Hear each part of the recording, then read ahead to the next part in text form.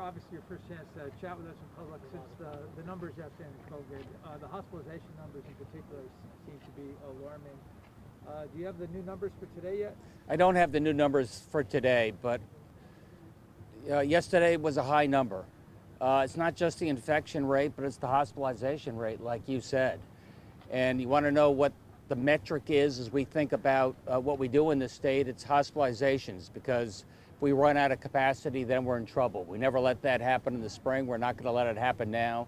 We still have a lot of capacity. We have better than 50% capacity, probably more capacity just about any state in the country, but the trend line's not good.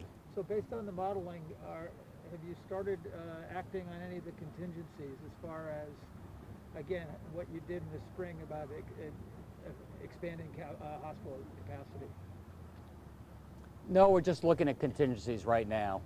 You know, we just went back to 2.1. We put in place the 9:30, 10 o'clock for the restaurants because a lot of things are happening after hours.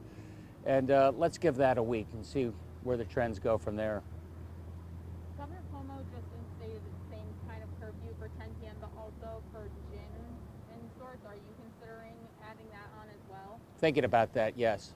And Yale says we're basically right now in the beginning of March at that point. And this is when we started kind of thinking last time of if we were going to roll back even more. Are you considering rolling back to phase 1 if it gets to that point?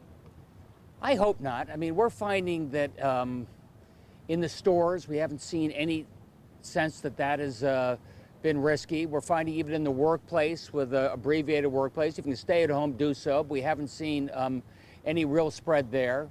The classrooms, less so. The kids not in the classroom, more so in terms of spread.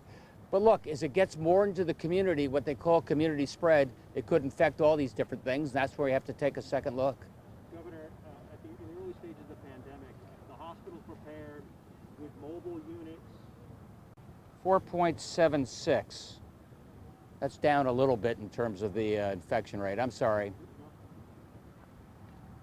In the early stages of the pandemic, the hospitals prepared with mobile units. I believe the National Guard put together some mobile hospitals and things like that. As we're seeing the hospitalizations go up, are there considerations to do that again? What we found is we can get those mobile units up pretty fast. And it's National Guard who put them up, by the way. And we also are finding that there's less need for the ICUs than there was before, the intensive care. So to the degree to which people have to be hospitalized, we'll be able to increase capacity quite a bit. As I said before, people are spending half as much time in the hospitals as well. I'm talking to many organizations, particularly domestic violence organizations, who say they just have not received enough funding. I'm sure you're hearing this across the board from everyone. How are you going to handle this coming up if federal help doesn't come soon? I think I've heard just about everybody in the state of Connecticut who's told me they haven't received enough funding. What we did do in our CARES Act funding was make a special effort in terms of our not-for-profits. I know the incredible stress that COVID is creating. You mentioned domestic abuse. We see that in addiction. We see that in kids calling 211. And we're doing everything we can to make sure they have a friendly voice on the other side of that line. Look, we're going to have a new president of the United States, and this President Joe Biden is going to make a priority of providing support for our states in the middle of this COVID crisis to make sure that the recession doesn't have the impact it could have otherwise, and we have the social support for the most vulnerable in our society. The Restaurant Association has been talking a lot about how a lot of the restaurants are coming close to going out of business. They're not having enough hours. They have people come in and at 10 o'clock, it's still pretty early. They can't get people in and out for third seating at 10 o'clock. Any thought of modifying it so if you're in by 10 o'clock, you can have a meal and leave? No. I'm sorry. I mean, we're ramping up. I'm looking at other places where they've closed the restaurants down totally. And we're doing everything we can to keep our restaurants open. When you go into a restaurant, they can follow all the very best protocols, but you're still sitting at a table without a mask on, and it could be a little bit higher risk.